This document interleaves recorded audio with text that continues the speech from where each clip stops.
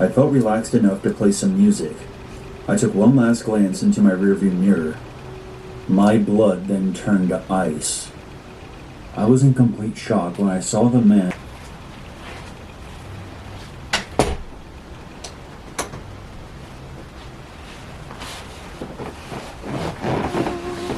Oh, hi there. I didn't see you coming. I guess, we gotta start a new video, I guess? Wait, a second video in 1 month? Really? Isn't that a little too much for you? Don't you feel like you watched too much? Wasn't 13 minutes enough? I think that we should, if we're gonna do this, let's do this, right?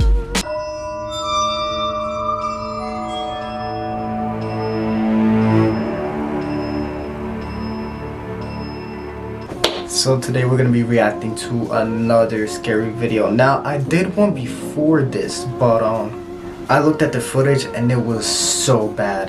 Today we're gonna be watching Mort. We're gonna be watching 4 True Driving at Night Horror Stories animated. Last video that we saw, it was a film. Lord knows that was scary as all living hell. I'm not down to watch that again. If you guys hit that like and subscribe button, then yeah, I'll do more of those. It all depends if you guys just hit that like button. That's what you gotta do. I love to adventure. I've been to almost all 50 states. I've seen my fair share of diversity within nature and people. My main reason for travel is to explore the wilderness. Sometimes I will backpack in the Rocky Mountains, drive through national parks, and then drive through the desert. Growing up on the East Coast, I didn't get to experience the desert much, so I tend to favor the desert drive over the mountainous drive. I've been doing this for a couple of years now, and I haven't experienced anything too odd in the desert, other than the sheer feeling of loneliness. My favorite time to drive through the desert is at night, because the stars majestically illuminate the terrain. About a month ago, however, I saw more than just sand and stars on this particular drive. I was driving through the desert in Arizona. Nightfall was closing in on me, which was one of the best times. The sunset across the desert brought me to a whole new place. Sometimes I would even camp out in my car, because in a sense, I loved how alone I was out there. Normally I would bring my dog with me, but my parents were in town, so I was all alone this time. Again, with nightfall approaching, I didn't know whether I should camp out or keep driving home. I figured my parents would want to see me, and I was only about an hour from the house, so I continued through the quickly darkening desert. If any of you have ever been through the desert in Arizona, you would know that you occasionally see horses and other animals along the side of the road. So seeing figures on the side of the road in the middle of nowhere isn't anything out of the ordinary. About 45 minutes from my house, my high beams pick up on a different figure. It looked like a person. Being the generous person that I am, I pulled over to see if anything was wrong. As I approached, I noticed the person wasn't moving at all. They were just sitting upright. You went to go check it out? What the fuck is wrong with you? If a person looked like Frankenstein, he all scratched up on the head, man. His skin's not even, I don't know, cocky, or if it's gray, man. Just not talking to a human. You're talking to a ghost or an albino. You don't want to fuck with albinos either. They're scary looking fucking white people, man. I remember this one time, I was in 6th grade. We went on this field trip, and my math teacher was an old lady. Her husband comes to the field trip, but he didn't come with us on the bus. We arrived at the, it was some kind of like science space station type thing, but we wanted this field trip, and he shows up. The dude is like whiter than paper. If you could see this ring light that I'm using as my lighting, he looks just like the ring light. I thought I wasn't talking to someone. I thought I was talking to a ghost with red hair. What are you gonna do? Right? They didn't seem to notice. Man's even got shirts on his hose. His head never turned. Are you okay? I mean, there was holes no on his answer. shirt. No acknowledgement that I had said anything. The man was poorly dressed, rather pale, but surprisingly clean-shaven. He was oddly skinny, though, and the more I focused on him, the more I realized how abnormally skinny he was. Bro, do you want like a granola bar or something? Do you want like... I know I saw McDonald's like 5 miles down the road, so there's gotta be something around here. I'm willing to be that nice enough. If you're just a stranger, I mean, I wouldn't normally do anything like this, but stranger, you look skinny. By and noticed to make sure that you were okay. Still nothing. He was staring straight at the ground. I sat there awkwardly for a couple of seconds, until I finally saw his jaw move. I need some water. His voice was deep. It didn't sound like a person. I can't quite explain it, but his voice just sounded off. Okay, man, let me grab you some out of my car. I walked to the passenger door and reached for my bottle of water. Before I could even reach it, though, I just sensed that something was off. I jolted my head where the man was sitting. He was gone. I was now panicking. I didn't know where he went to. I closed the passenger door and took a quick look around. I heard movement from behind a rock about 10 to 20 feet off the road. A man came out from behind the rock, but it was not the same man. This guy looked absolutely... Bro, you fell for the only trap, my guy. Like, my bitch ass just wanna get robbed. They don't did that Zombieland shit from that movie with the 2 chicks, man. They gonna rob my ass, take my car, and take my guns. And he was holding something in his hand. He started running towards me. I then jumped into my car and took off down the road. As I looked into my rearview mirror, I realized that there was more... Yep, my man's was fun to get robbed, bro. I mean, probably killed, but robbed. Take his car keys. Them. But I like that. You had a fast reaction and all did. Emerging from behind the rocks right off the road. They were all staring at me as I sped off. I had no intention of slowing down. In fact, I would have been happy if I got pulled over by a cop. Within 3 to 4 minutes of that happening, I felt relaxed enough to play some music. I took one last glance into my rearview mirror. My blood then turned to ice. I was in complete shock when I saw the man who I had Bro made it into the car, home dog. You're fucked. Unless you know some John Wick type shit. with the water to, sitting in my back seat, just staring at me. His eyes. They weren't looking at me. They were looking into me. I, of course, then slammed on my brakes, still in too much shock to make any noise.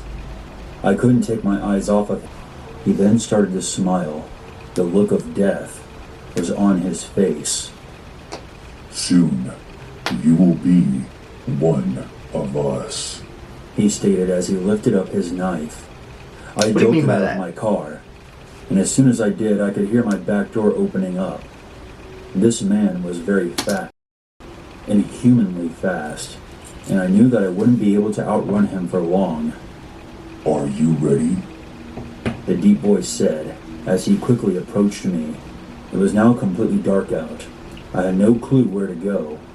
It was over, or so I thought. There were headlights approaching us. At this point, I was a couple hundred feet from my car. I didn't hear the man behind me anymore. I waved down the car that was approaching me.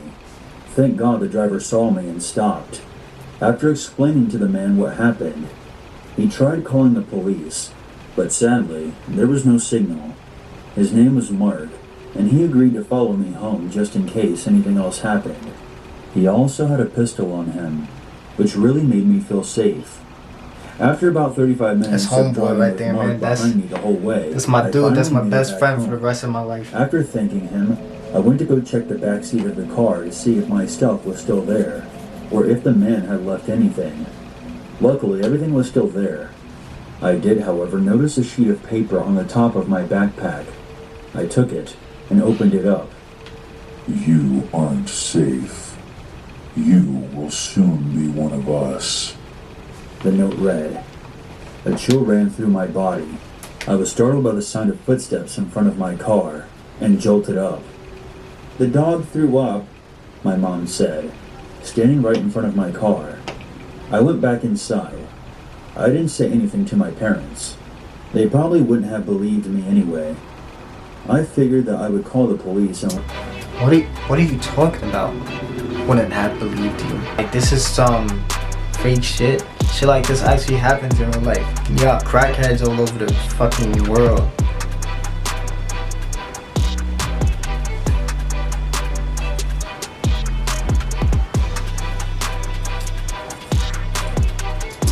know what happened after they left. "Oh yeah, some guy stopped by looking for you about 20 minutes ago." Who?" I asked. "I don't know. It was some skinny guy with a really deep voice. He didn't talk much, but he did give me this letter to give to you, so here. But try to find more normal friends, please." My heart was racing. As soon as my parents left, I opened it. "We know where you live." The letter read. No, you don't. You know where heart my sank. parents live. After calling the I'm outta cops here. and explaining everything, they investigated it for a while. But sadly, they found no sign of people along the section of road I was on.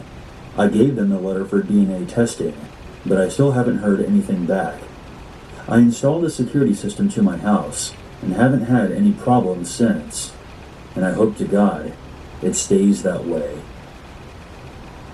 There is a single stretch of I-70 in Utah between Salina and Green River. Is this the second Over story? 100 miles with no services, no hotels, no restaurants or gas stations of any kind.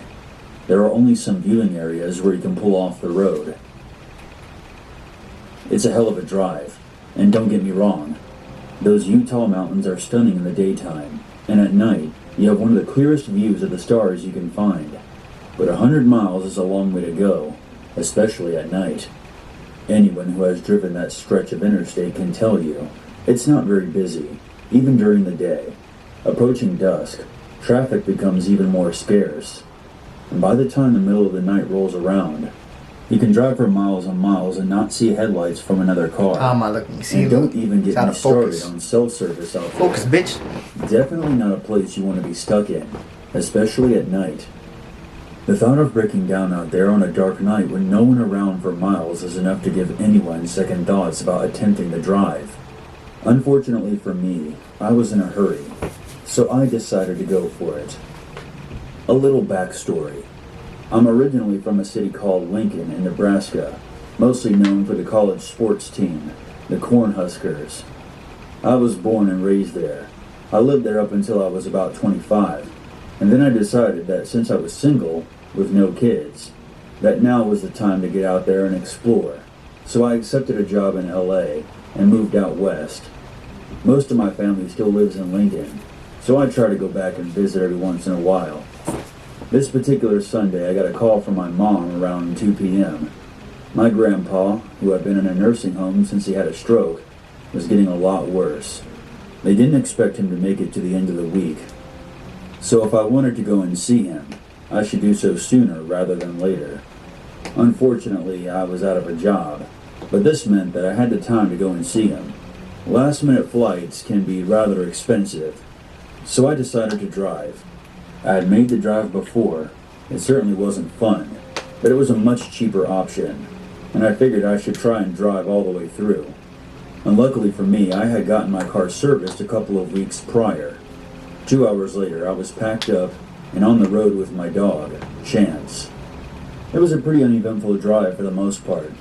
Daylight faded, and I remember being disappointed that I would be driving through Utah and most of Colorado at night, and I would miss out on the beautiful scenery.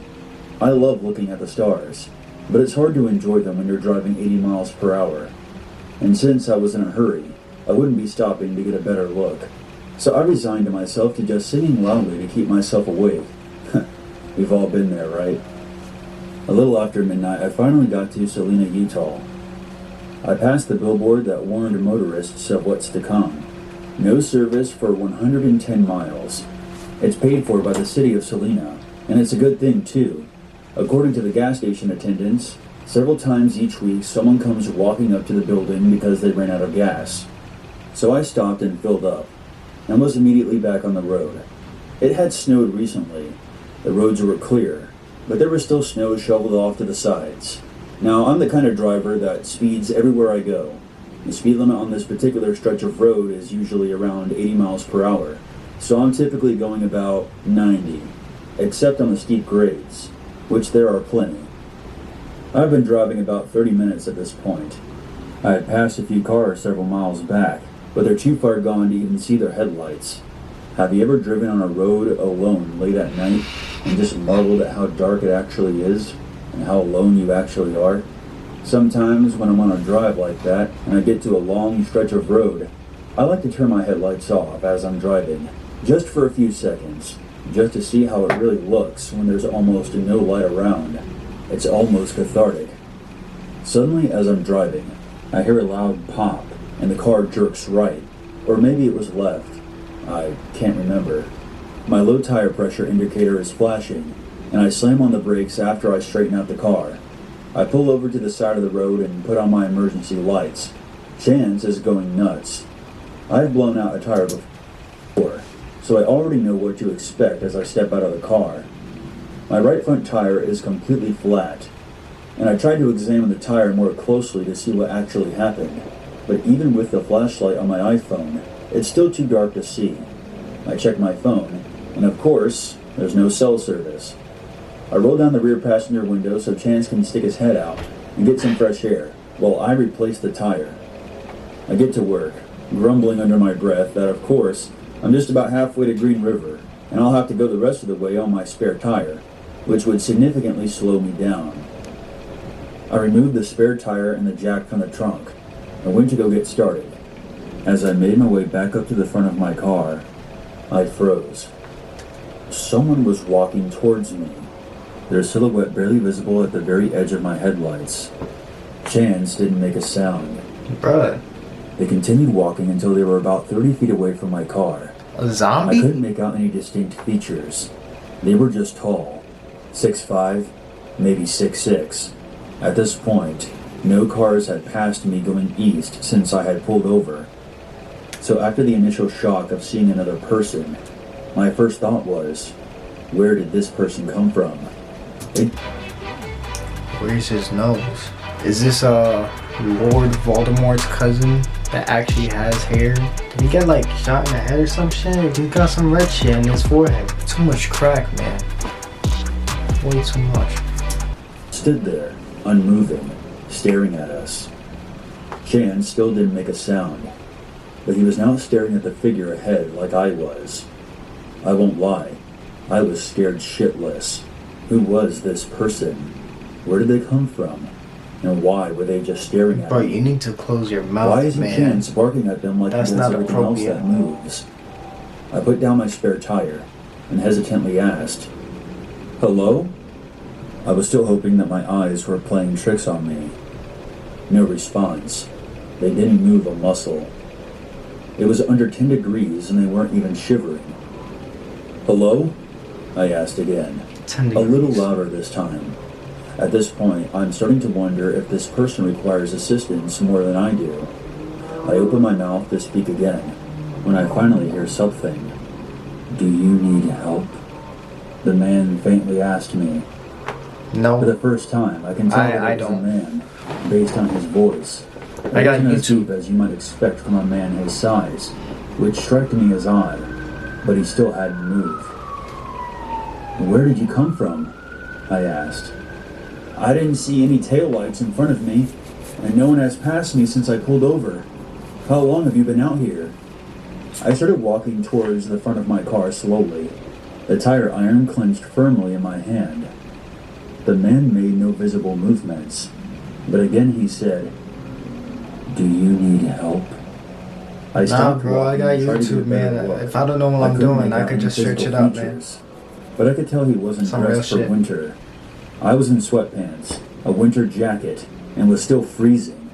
But here was this man wearing a short-sleeved shirt. He kept his face pointing down the whole time. Bro, he got At his this point, fist I'm really like starting this. to freak Like, out. "Do you need help?"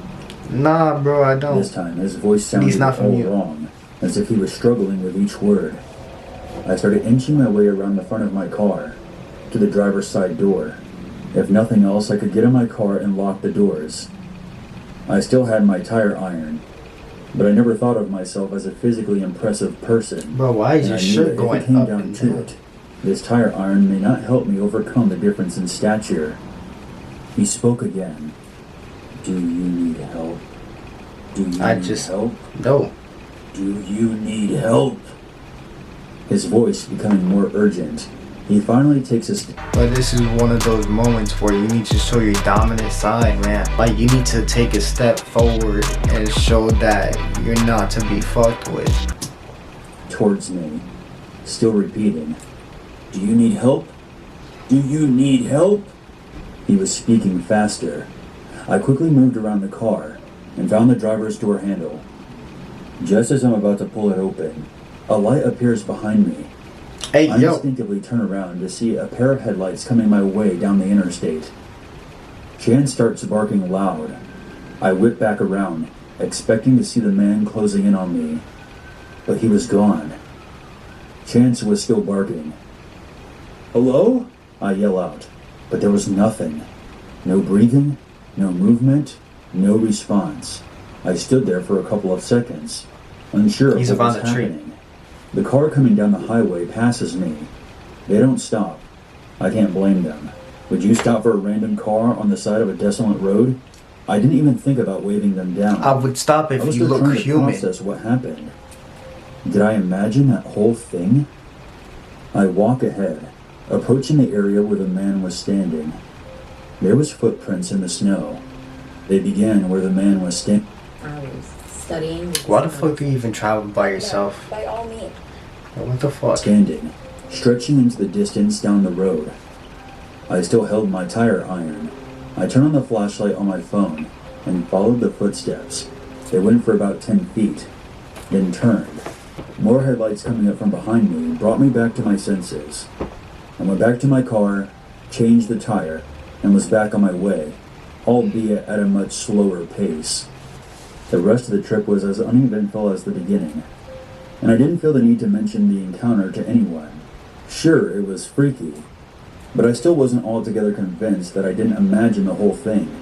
It was late, and I had been driving for almost 9 hours straight. But I will tell you one thing for sure.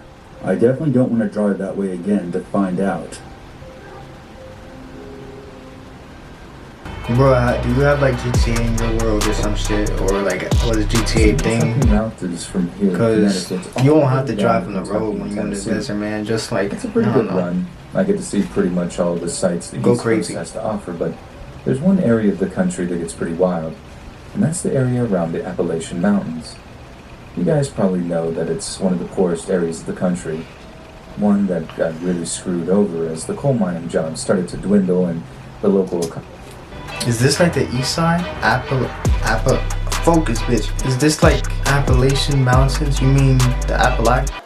First of all, you're stupid. I ain't gonna pronounce it. I don't know anymore. I really feel for the people down there. Seeing how entrenched in poverty some of the families are is just heartbreaking. So I How was long rolling is this? through an area of the state that I hadn't previously been through, thanks to my usual section of highway being blocked off by some huge traffic accident that had unfortunately left a few people dead. It was having some trouble navigating the roads after my phone ran out of battery, and wouldn't you know it, the plug charger decides to give out too. Worst timing ever. But I was an experienced truck driver, and I wasn't driving on an 18-wheeler on that particular run, so I was free to take some of the smaller roads to find my way around. But despite the fact that I consider myself pretty good on the roads, there was a point that I found myself hopelessly lost, and I started to worry that I wouldn't make my shipping delivery deadline. That would mean disciplinary proceedings and whatnot, and I just couldn't afford those at all. Anyway, I happened to see this one guy wandering down the side of the road, so I slow my truck, wind down the window, and ask him for directions. The guy seems friendly enough and is more than willing to take a few minutes to give me all the information I need on how to make it back onto the main highways that head south. But then I start asking him if there's anywhere nearby that I'd be able to get some lunch, as it was getting towards 1 in the afternoon and I'd only managed to get myself a pretty meager breakfast. The guy seems to think for a minute, scratching his head, taking an unusually long time to think of an answer to a question that usually takes like seconds to answer. It's rare to be anywhere in West Virginia where there isn't a Cracker Barrel within a few miles, so why he didn't just point me in the direction of one of those was beyond me. When I pressed him, he told me he knew of an old family-run place that did the best chicken fried steak in the entire county, maybe even the state. Really? Suddenly, all was forgiven. I might be a northerner, but I'll be darned if I turn down a good chicken fried steak. All that was taking so long was for him to try and remember the best way there that would take me down some run-down old dirt road, one which might get my truck stuck on it, which really would have left me screwed. So after a minute, You could just hit up McDonald's, you know. an old strip mall. He told me it was mostly abandoned, but that restaurant was still there, along with a few other small businesses, and not to pay any mind. It did the majority of its business in the early to late evening. I was happy enough, thanked the guy, then set off following the directions he'd given me. It took me a little while to find the old strip mall the guy was talking about.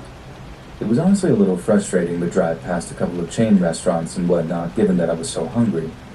But man, if I wasn't craving some of that country-style chicken fried steak, and if it was a family-run place, then all the better.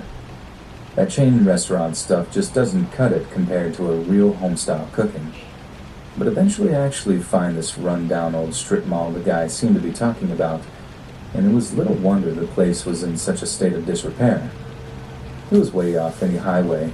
There was absolutely no signage for it, literally nothing to let anyone know it was there. But even worse, I saw zero indication that there was any kind of restaurant open in any of the units. I wasn't about to give up so easily, though, as I did see one place that had a big old sign over it saying something like Mama J's Country Kitchen, or some variation on that. So my hopes were restored. That's when I see a guy open up the door of the place, stepping out into the afternoon heat and staring over at my truck. I gave my way from the driver's side, overjoyed that I was finally about to get some decent food on what had been a long, lonely drive in Connecticut. I figured he hadn't seen me do it, but the sun was obscuring his vision or something just because he continued to stare back at me. Anyway, I get out of my truck, lock the doors, and start walking over to the restaurant. I call out to the guy like halfway across the parking lot, asking if they were indeed open for business. Again, the guy doesn't react. He just keeps staring at me in a way that I now notice is distinctly unwelcoming. Something in my gut just told me to stop walking. I had this creeping feeling all over my body. Bro, what's this Something was telling me that something was shit going wrong on with his this whole fucking setup. shirt? And no This- sooner had I started feeling What distinctly the vulnerable, fuck is that? the guy reached behind his back, pulled something out of his back pocket, Oh, he put out a and shoe. on his head. I thought it was like a woolly hat at first, but then he pulls it down. It's like a balaclava. But then I notice something else in his hand, a small Oh, revolver. my boy was getting I turn mugged. and start Yeah. running back towards the truck, and as I do, I see a few other guys emerging from the derelict units, each running towards my truck to try and cut me off. Each had some kind of weapon in their hand. This some Fast and Furious type shit. You know, where that one scene where they're trying to rob the truck and shit, and they're like, yo, let's go get this gas and make some money, you know what I'm saying? Like, that's technically Paul Walker. The other guys, that might be Dominic Toretto or some other bitch. I don't know. It's a knife or an iron bar, and seeing those just made me run even faster. Thank God I'd gotten that gut feeling when I did, otherwise they'd have definitely made it to my truck before I did. I threw the door open, jumped inside, and locked the cab behind me, trembling as I rummaged in my pocket for the keys. The bandits surrounded the cab of my truck, hitting the chassis with their weapons and demanding I get out. Then the guy with the gun aimed that thing right at my... Bruh.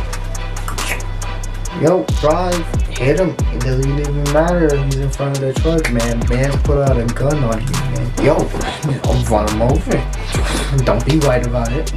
face through the windshield, screaming for me to get out of the truck. I had no choice but to do what I did. I gunned the engine and plowed the whole bunch of them, knocking down those that didn't jump out of the way. I leaned down in my seat as I gripped the wheel, at a pure instinct, really, and again, thank God that I did. Because when I hit the guy with the gun, he let loose a single shot that shattered the windshield and struck the seat just above my head. I circled around the parking lot expecting the next shot to come at any moment, but only the bandits that had gotten out of the way of my initial truck charge were chasing me. 2 or 3 were just lying on the concrete, rolling around in pain whilst holding onto their limbs. I think that's about the only thing that saved me, having the presence of mind to just ram them instead of trying to reverse out of there. If that had been my choice, I might not be around to tell you all this. I got out of that parking lot, speeding off blindly in the first direction I could, until I found somewhere to safely park up and call the cops. The sheriff's deputy I spoke to told me to swing on by the department when I was next able to so I could give a statement, and I did so. But not until I actually managed to get myself some lunch, as not even the terror of almost getting hijacked could dull my appetite. I guess that makes me sound pretty fat or whatever, but you guys need to appreciate just how hungry I was. Down at the department, however, I learned that I was... You don't want to fuck with someone who's hungry. You're not you when you're hungry. Who puts a girl in heels on a subway grate? Miss Monroe, eat a Snickers. Why? You get a little cranky when you're hungry. Better? Much better. That's some real shit right there. You just don't fuck with somebody who's hungry. That's just, nah. Best you can do is just offer them food. That's not even that's gonna help. Anything else, you're just... the first truck driver to have run into these bandits. How I'd been just unlucky enough to ask directions from one of their kinfolk who had directed me to the rundown strip mall just before calling his buddies to let them know I'd be there. At least, that's the only conclusion we came to once I described the guy I'd Bro, asked what is directions this from. The deputy shit just seemed to going not on know around me here? when I related this guy's physical description. I guess I'm just warning you guys to be very, very careful. I know my man's gained like a little, And although it seems a little like some 5 tired pound cautionary tale around that. from He gained Facebook like a posts little on, gut. You see, be the beginning he careful wasn't talking to even like strangers. thick like that. There's Pause. no way of knowing just who they really are.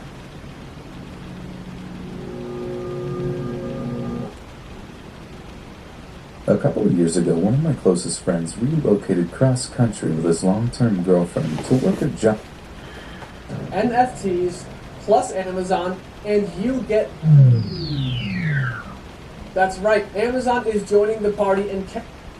Job he couldn't refuse. Only issue he had was that he didn't want to fly his dogs out with him when they made the move, since they'd be staying in a hotel for the first month. He was also a bit reticent to fly them out due to health concerns for both pets. By the time he located a home to rent, he was missing his furry babies and made a request of his sister, another close friend, and myself to drive them to him in LA. You wanna rent that Now, home? we are Chicago folks, so the trip would be a long one. However, with the 3 of us to foot the near 30-hour drive, it would be a piece of cake. We left early and drove long hours. Along the way, it was decided between my friend and I that we'd foot the majority of the drive ourselves, and if we needed to, we'd let our friend's sister do some driving. We were in a bit of a time crunch due to a snafu with the rental agreement, so we didn't have the luxury to stop very often past an 8-hour stay at a Denver La Quinta Inn. As for the journey itself, it was relatively smooth, barring getting pulled over right before entering Utah for driving 2 miles in the left lane of an empty highway. Whoops. From that point, we made it through Utah, Arizona, and Nevada without much problem until we entered California in need of gas. I had been driving for the majority of the first day and tagged my buddy in after being pulled over.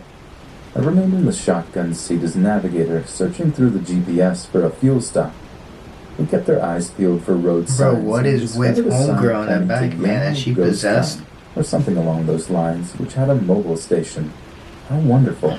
It was convenient, too, as it wasn't located almost directly off of the interstate. We rolled in on a little more than fumes when we approached the pumps. Normally we'd let the dogs out at every rest stop, but having stopped not long before then, and with both dogs sleeping snugly in the back, I decided to pump gas without anyone else leaving the vehicle. My buddy pulled up on the opposite side of a beat-up green sedan with a short, plump gentleman who just turned in to approach the shop. I noticed a few other hoopties at the pumps, all unoccupied, and there were a couple of other cars parked up near the station, most likely belonging to the employees, so nothing seemed out of the ordinary. until I swiped my credit card. The pump rejected my first swipe attempt, which I chalked up to a misread. I swiped again, and the pump read, "Please see attendant." I was annoyed, but we needed gas. I tapped on the window and told my buddy what I was going to do, and asked if anyone needed anything. After taking their orders for Gatorade and Marlboro Reds, I walked up to the store to make a mental note of how strange this gas station was. Kind of quiet, especially for one right off the interstate, but it's no matter. As I walked in, though, more weirdness. First thing I noticed is that there were some boxes of chips just left on the floor, like someone was stocking shelves and just quit. As I It'd be to my like that right, I sometimes. noticed immediately that there was no one milling about in this place. With the 6 cars besides my own out there, I felt like I would see someone. Things got even weirder when I realized that there was no one behind the counter, no customers or workers. And then it dawned on me, what happened to that gentleman who was at the pump adjacent to mine? Surely they can't all be in the bathroom. This is when I began to feel You never this know what gnawing people are into sensation these in my days. stomach. You never know. Something isn't right. I have always been a person who felt like I could always trust my instincts, and those instincts were screaming at me to just get the hell out. I want to run, but I hold back. I would look suspicious booking it out of the gas station that was empty. Really? and Really? decide to Because there's just play nobody it there. cool. Natural. Don't let your body language let on to how badly you're freaking out in your head. Who, you I was showing your probably body inside of language this too, gas station son? for only a couple of minutes when I left, but I stopped just before exiting to listen for something. Anything. A flushing toilet would have been a good sound, but nothing. As I exit the shop and see my car, I begin to feel dread. It's like that moment in the movie where the hero is about to make it to the end of their trial, but the celebratory fanfare disappears, and in that silence, something comes and strikes me down. I'm about 25 yards from the car when I see this gentleman come out from around the side of the shop opposite of me. This is not the same man as I saw while pumping gas. He was larger and had a peculiar look on his face. And the best way I could describe it was like Nick Cage's smile. Where the fuck is his eyes? Where the fuck is his eyes?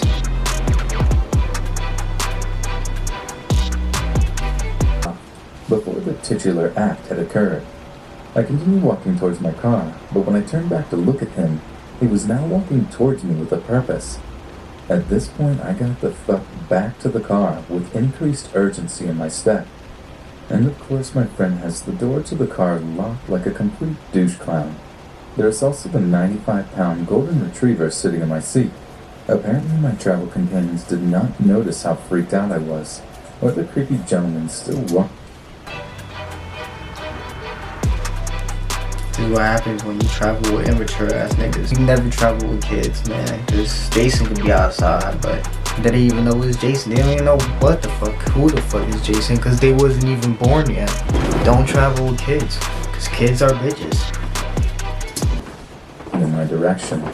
I punched the window and told him to unlock the fucking door, to which he only half rolls down the window to tell me the dog was in my seat, and they were afraid she'd jump out when they opened the door. I reached my hand in and threw the dog towards the back seat as hard as I could while my friend is just now realizing how freaked out I am. He started the car and drove off quickly. I took one last look back and see Nick Cage had stopped about a pump away from where we were, still with that same look on his face. We found another gas station further down the road, this time with a ton of people inside and out. After thoroughly creeping out my friends with a story as I pumped gas, we made our way back to the interstate, which meant passing that gas station again.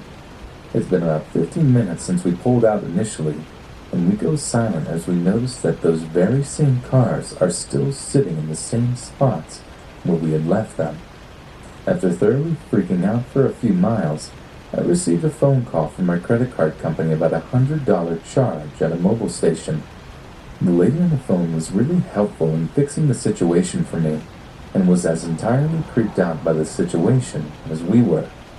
In the end, we made it to LA and had a great vacation, but it still bothers me as to what the hell was going on at this little gas station off the highway.